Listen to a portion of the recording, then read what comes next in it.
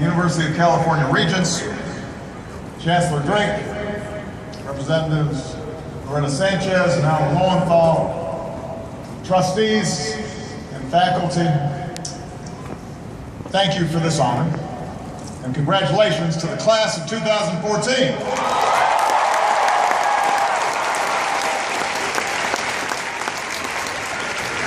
Now, let me begin by saying all of you had the inside track in getting me here. Because my personal assistant, Fariel, is a proud anteater.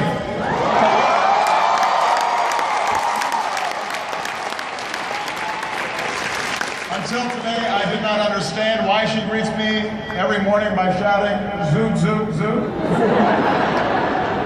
It's been a little weird. But she explained it to me on the way here this morning, because she is very proud to see her brother, Sina, graduate today as well. So graduates, obviously we're proud of you, but let's give it up for your proud family and friends and professors, because this is their day too.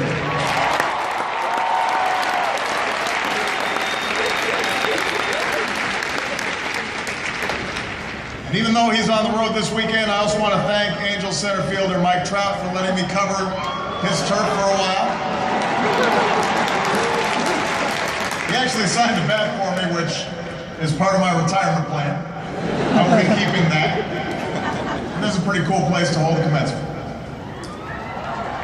I know that UC Irvine's baseball team opens College World Series play in Omaha right about now. Let's get this speech underway. If the hot dog guy comes by, get me one. Now, in addition to Fariel graduates, I'm here for a simple reason: you asked. For those who don't know, the UC Irvine community sent 10,000 postcards to the White House asking me to come speak today.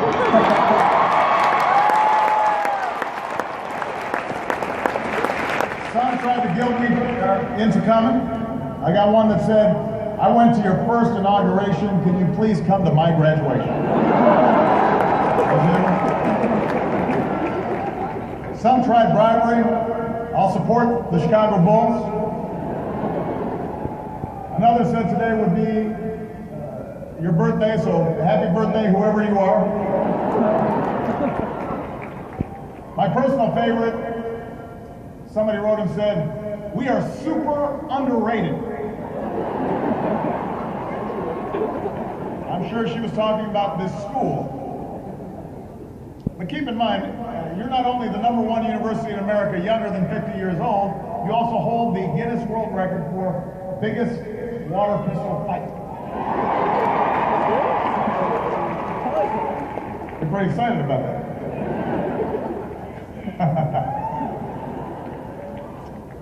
We are super underrated. This young lady could have just as well been talking, though, about this generation. I think this generation of young people is super underrated. Now, in your young lives, you've seen dizzying change. From terror attacks to economic turmoil, from Twitter to Tumblr. Some of your families have known tough times during the course of the worst economic crisis since the Great Depression. You're graduating into a still healing job market. And some of you are carrying student loan debt that you're concerned about.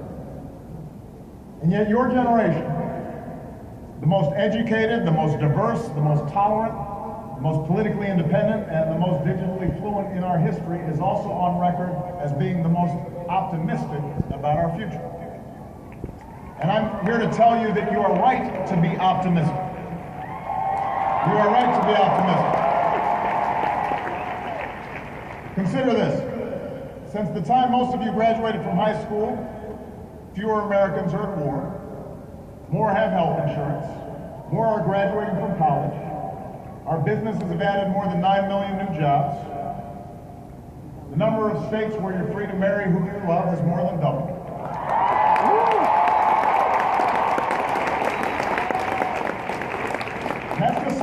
progress that you've seen while you've been studying here at UC Irvine. But we do face real challenges. Rebuilding the middle class and reversing inequalities rise. Reining in college costs, protecting voting rights, welcoming the immigrants and young dreamers who keep this country vibrant, stemming the tide of violence that guns inflict on our schools. We've got some big challenges, and if you're fed a steady diet of cynicism that says nobody's trustworthy and nothing works and there's no way we can actually address these problems, then the temptation is to just go it alone, to look after yourself and not participate in the larger project of achieving our best vision of America. And I'm here to tell you, don't believe the cynicism. Guard against it. Don't buy into it. Today I want to use one case study to show you that progress is possible and perseverance is critical. I want to show you how badly we need you, both your individual voices and your collective efforts, to give you the chance you seek to change the world and maybe even save it. I'm going to talk about one of the most significant long-term challenges that our country and our planet faces: the growing threat of a rapidly changing climate. Now, this isn't a policy speech. I understand it's a commencement, and I already delivered a long climate address last summer. I remember because it was 95 degrees, and my staff had me do it outside, and I was pouring with sweat as a visual aid. And since this is a very educated group, you already know the science. Burning fossil fuels releases carbon dioxide. Carbon dioxide traps heat. Levels of carbon dioxide in our atmosphere are higher than they've been in 800,000 years. We know the trends. The 18 warmest years on record have all happened since you graduates were born. We know what we see with our own eyes. Out west, firefighters brave longer, harsher wildfire seasons. States have to budget for that. Mountain towns worry about what smaller snowpacks mean for tourism. Farmers and families at the bottom worry about what it will mean for their water. In cities like Norfolk and Miami, streets now flood frequently at high tide. Shrinking ice caps have National Geographic making the biggest change in its atlas since the Soviet Union broke apart. So the question is not whether we need to act. The overwhelming judgment of science, accumulated and measured and reviewed over decades, has put that question to rest. The question is whether we have the will to act before it's too late. Or if we fail to protect the world we leave, not just to my children, but to your children, and your children's children, we will fail one of our primary reasons for being on this world in the first place. And that is to leave the world a little bit better for the next generation. Now the good news is you already know all this. UC Irvine set up the first Earth System Science Department in America.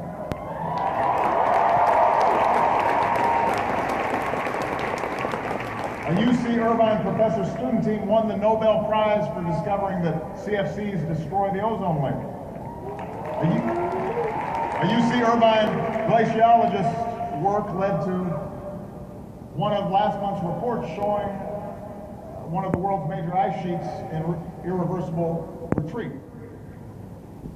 Students and professors are in the field working to predict changing weather patterns, fire seasons, water tables, working to understand how shifting seasons affect global ecosystems, to get zero-emission vehicles on the road faster, to help coastal communities adapt to rising seas. When I challenged colleges to reduce their energy use 20% by 2020, UC Irvine went ahead and did it last year. Done.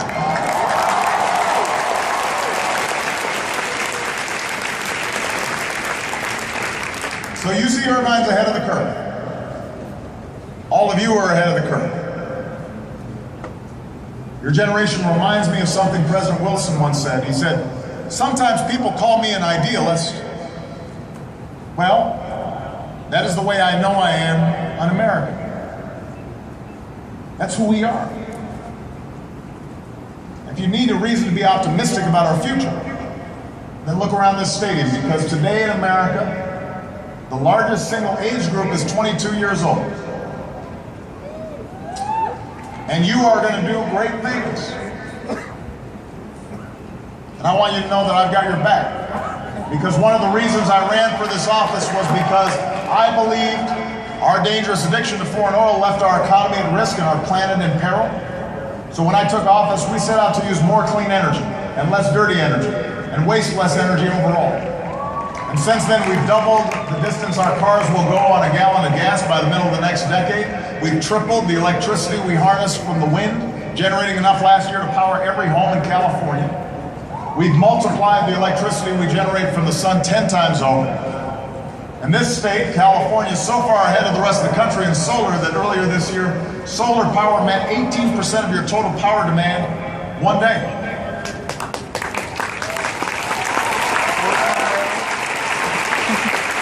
The bottom line is America produces more renewable energy than ever. More natural gas than anyone. And for the first time in nearly 2 decades, we produce more oil here at home than we buy from other countries. And these advances have created jobs and grown our economy and helped cut our carbon pollution to levels not seen in about 20 years. Since 2006, no country on earth has reduced its total carbon pollution by as much as the United States of America.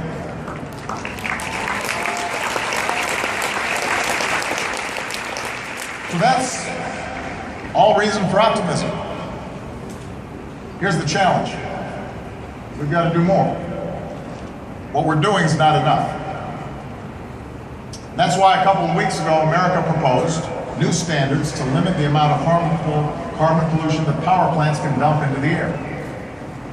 We also have to realize, as hundreds of scientists declared last month, that climate change is no longer a distant threat, but has moved firmly into the present. That's a quote. In some parts of the country, weather-related disasters like droughts and fires and storms and floods are going to get harsher, and they're going to get costlier. That's why today I'm announcing a new $1 billion competitive fund to help communities prepare for the impacts of climate change and build more resilient infrastructure across the country.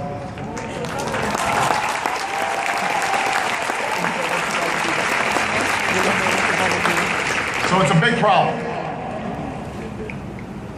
But progress, no matter how big the problem, is possible. That's important to remember, because no matter what you do in life, you're going to run up against big problems in your own personal life and in your communities and in your country. There's going to be a stubborn status quo, and there are going to be people determined to stymie your efforts to bring about change. There are going to be people who say you can't do something. There are going to be people who say you shouldn't bother. I've got some experience in this myself.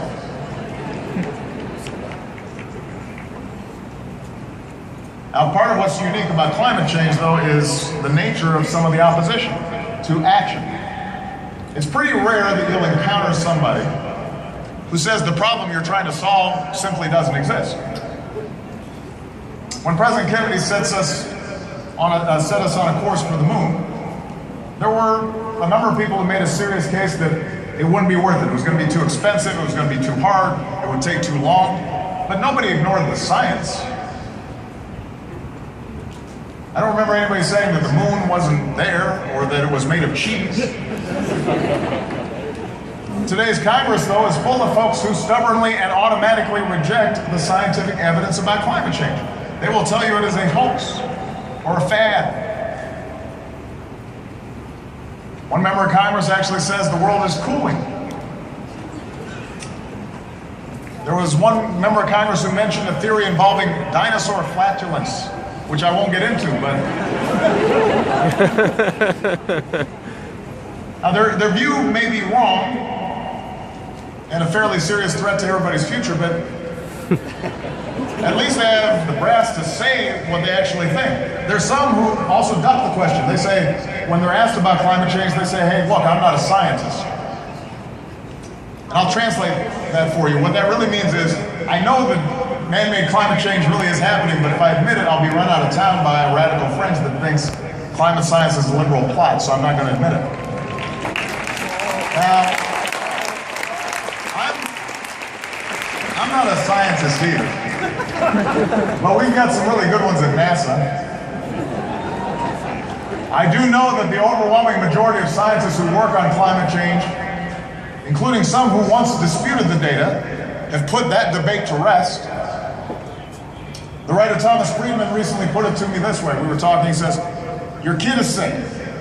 You consult 100 doctors. 97 of them tell you to do this. 3 tell you to do that. And you want to go with the 3? The fact is, this should not be a partisan issue. After all, it was Republicans who used to lead the way on new ideas to protect our environment. It was Teddy Roosevelt who first pushed for our magnificent national parks. It was Richard Nixon who signed the Clean Air Act and opened the EPA. George H.W. Bush, a wonderful man who at 90 just jumped out of a plane in a parachute, said that human activities are changing the atmosphere in unexpected and unprecedented ways. John McCain and other Republicans publicly supported free market-based cap and trade bills to slow carbon pollution just a few years ago, before the Tea Party decided it was a massive threat to freedom and liberty. These days, unfortunately, nothing's happening. Even minor energy efficiency bills are killed on the Senate floor. And the reason is because people are thinking about politics instead of thinking about what's good for the next generation. What's the point of public office if you're not going to use your power to help solve problems?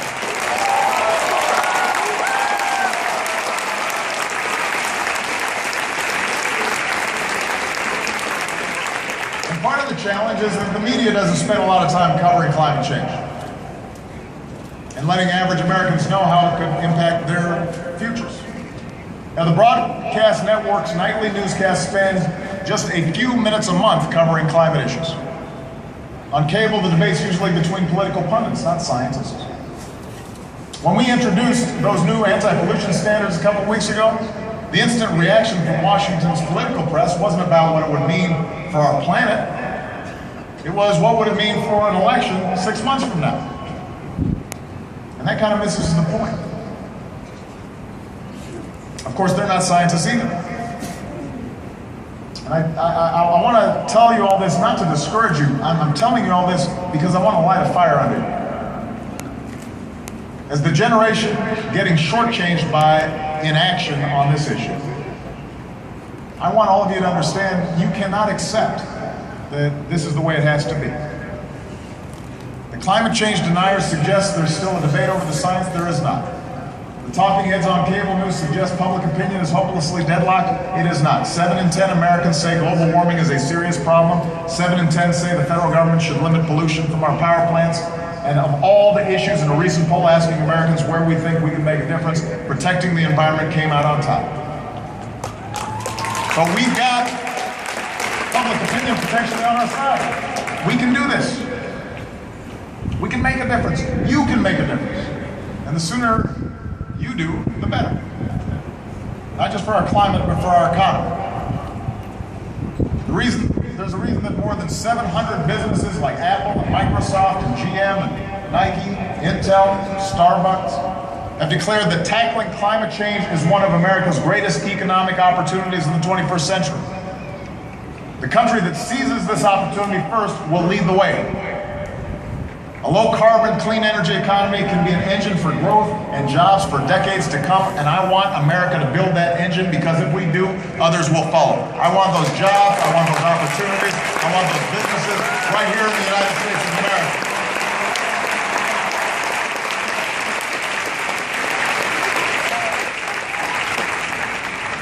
Developing countries are using more and more energy, and tens of millions of people are entering the global middle class, and they want to buy cars and refrigerators. So if we don't deal with this problem soon, we're going to be overwhelmed. These nations have some of the fastest rising levels of carbon pollution. They're going to have to take action to meet this challenge. They're more vulnerable to the effects of climate change than we are. They've got even more to lose, but they're waiting to see, what does America do? That's what the world does. It waits to watch us act. And when we do, they move. And I'm convinced that on this issue, when America proves what's possible, then they're going to join us. And America cannot meet this threat alone. Of course, the world cannot meet it without America. This is a fight that America must lead. So I'm going to keep doing my part for as long as I hold this office, as long as I'm a citizen once out of office. But we're going to need you, the next generation, to finish the job. We need scientists to design new fuels. We need farmers to help grow it. We need engineers to invent new technologies. We need entrepreneurs to sell those technologies. We need workers to operate assembly lines that hum with high-tech, zero-carbon components. We need builders to hammer into place the foundations for a clean energy age. We need diplomats and businessmen and women and Peace Corps volunteers to help developing nations skip past the dirty phase of development and transition to sustainable sources of energy. In other words, we need you. We need you. If you believe, like I do, that something has to be done on this, then you're going to have to speak out. You're going to have to learn more about these issues. You're going to have to, even if you're not like Jessica, an expert, you're going to have to work on this. You're going to have to push those of us in power to do what this American moment demands. You've got to educate your classmates and colleagues and family members and fellow citizens and tell them what's at stake. You've got to push back against the misinformation and speak out for facts and organize others around your vision for the future. You need to invest in what helps and divest from what harms. You've got to remind everyone who represents you at every level of government that doing something about climate change is a prerequisite for your vote. Now, it's no accident that when President Kennedy needed to convince the nation that sending Americans into space was a worthy goal, he went to a university. That's where he started. Because a challenge as big as that, as costly as that, as difficult as that, requires a spirit of youth. It requires a spirit of adventure, a willingness to take risks. It requires optimism. It requires hope. That day, a man told us we'd go to the moon within a decade. And despite all the naysayers, somehow we knew as a nation that we'd build a spaceship and we'd meet that goal. That's because we're Americans, and that's what we do. Even when our political system is consumed by small things, we are a people called to do big things. Progress on climate change is a big thing. Progress won't always be flashy. It'll be measured in disasters averted and lives saved and a planet preserved and days just like this one 20 years from now and 50 years from now and 100 years from now. But can you imagine a more worthy goal, a more worthy legacy than protecting the world we leave to our children? So I ask your generation to help leave us that legacy. I ask you to believe in yourselves and in one another. And above all, when life gets you down or somebody tells you you can't do something, to believe in something better. There are people here who know what it means to dream. When Muhammad Abedi was born, the suffering he saw in refugee camps in Lebanon didn't drive him into despair. It inspired him to become a doctor. And when he came to America, he discovered a passion for engineering. So here at UC Irvine, he became a biomedical engineer to study the human brain. And Muhammad said, I had never come to the United States. Had I never come to the United States, I would have never had the ability to do the work that I'm doing. He's now going to Caltech to keep doing that work. Cynthia Flores is the daughter of a single mom who worked as a seamstress and a housekeeper. The first in her family to graduate from high school. The first in her family to graduate from college. And in college, she says, I learned about myself that I was good at advocating for others and that I was argumentative. So maybe I should go to law school. And today, Cynthia is the first in her family to graduate from law school, and she plans to advocate for the rights of workers like her mom. She says, I have a great privilege and opportunity to answer the call of my community. The bottom line, she says, is being of service. On 9/11, Aaron Anderson was a sophomore in college. Several months later, he was in training for Army Special Forces. He fought in Afghanistan, and on February 28, 2006, he was nearly killed by an IED. He endured dozens of surgeries to save his legs. Months of recovery at Walter Reed. When he couldn't physically return to active duty, he devoted his time to his brothers and ours, starting 2 businesses with fellow veterans and a foundation to help fellow wounded Green Beret soldiers. And then he went back to school. And last December, he graduated summa cum laude from UC Irvine. Aaron is here today along with 4 soon-to-be commissioned ROTC cadets and 65 other graduating veterans. Now we ask them to stand and be recognized for their service.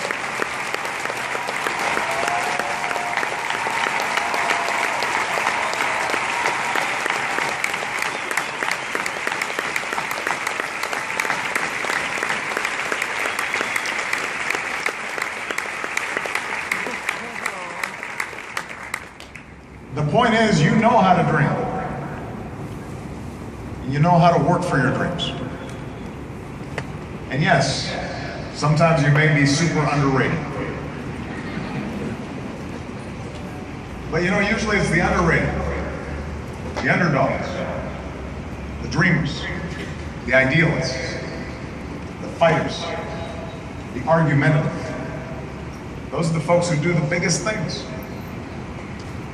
This generation, this 9/11 generation of soldiers, this new generation of scientists and advocates and entrepreneurs and altruists, you're the antidote to cynicism. Doesn't mean you're not going to get down sometimes. You will. You'll know disillusionment. You'll experience doubt. People will disappoint you by their actions. That can't discourage you. Cynicism has never won a war, or cured a disease, or started a business, or fed a young mind, or sent men into space. Cynicism is a choice. Hope is a better choice. Hope is what gave young soldiers the courage to storm a beach and liberate people they never met. Hope is what gave young students the strength to sit in and stand up and march for women's rights and civil rights and voting rights and gay rights and immigration rights. Hope is the belief against all evidence to the contrary that there are better days ahead and that together we can build up a middle class and reshape our immigration system and shield our children from gun violence and shelter future generations from the ravages of climate change. Hope is the fact that today, the single largest age group in America is 22-year-olds who are all just itching to reshape this country and reshape the world, and I cannot wait to see what you do tomorrow. Congratulations. Thank you, Class of